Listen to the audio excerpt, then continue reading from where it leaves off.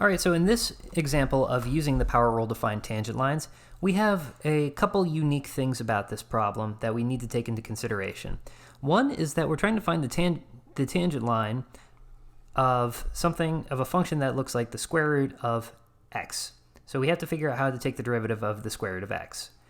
If you've done the examples before, like just finding derivatives, you probably know how to do that already, but we'll go through it again just in case.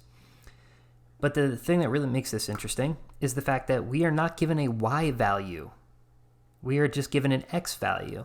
And more often than not, tangent line problems come of this form, where you're just given an x value, and your job is to find a corresponding y value in order to find the equation of your tangent line.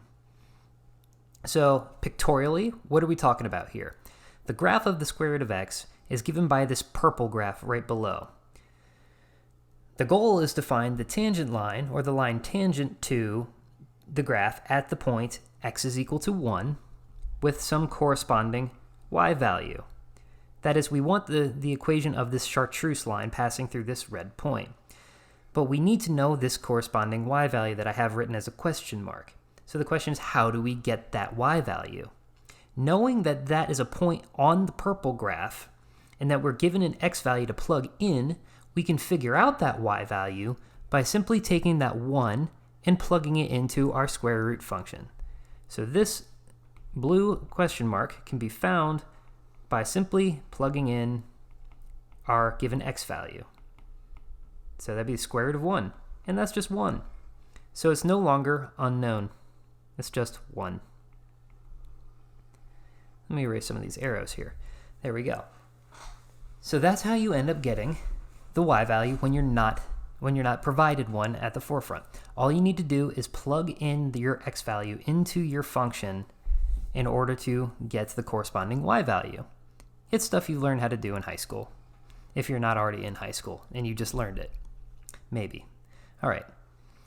So continuing on, now that we have a corresponding y value, we need to go through the steps that we usually follow in order to find the tangent line equation. So first we need to find f prime using the power rule. So going to step 1, f prime, well, this is going to be a little bit interesting because, well, how do we take the derivative of a radical? One thing we need to note here is that this is actually equal to x to the 1/2. So now it's in a form that we can derive using the power rule. So we basically converted the radical to a power. So now we can take this 1/2, bring it down in front, subtract 1 from the exponent, just as what we've done in basically every single problem before this one. So we have 1/2 x to the minus 1/2, because 1/2 minus 1 is minus 1/2, and that's our derivative. The second step, we're going to plug in our given x value into this lovely thing.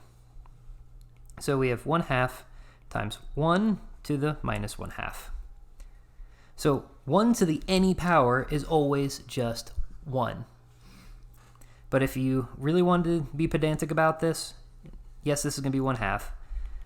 But if you really want to be pedantic, then you can note that, hey, this is the same thing as 1/2 times 1 over 1 to the 1/2 because of the negative exponent. And then when you have 1 to the 1/2 power, that's just 1. So again, you'll get a half. All right. So this is equal to the slope of our tangent line. Slope of tangent line.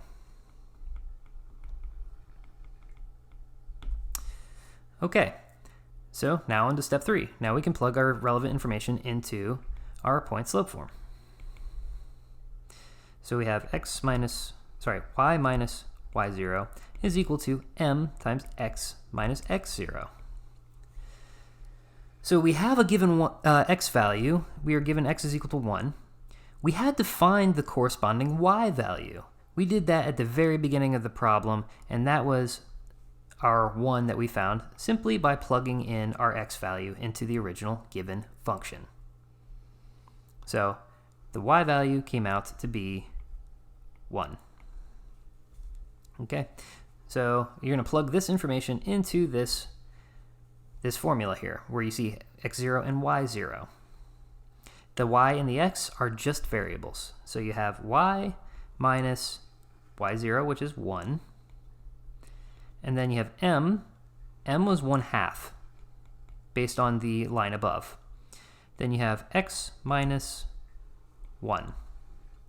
Now, to simplify the right-hand side, or rather to expand the right-hand side, you have 1/2 x minus 1/2. So you take this 1/2 and you distribute it. And then the left-hand side is y minus 1.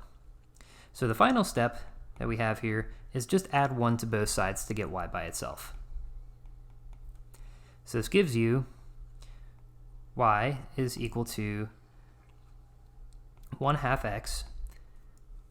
So what's positive 1 minus 1/2? That's just going to be 1/2. So this is the equation of your tangent line. Once you get y by itself, you're done. So this is the equation, EQN equation of tangent line. So going up to the top here, the chartreuse tangent line is given by the equation y is equal to 1/2 x plus 1/2. And that's what we were after. Okay, so what made this different is that we were not provided a y value at the outset. So we had to use our x value that we were given, plug it into our function. If it would let me do this, plug it into my function to get the corresponding y value. Okay, so I hope this makes sense. We'll do another example like this in, well, the next example.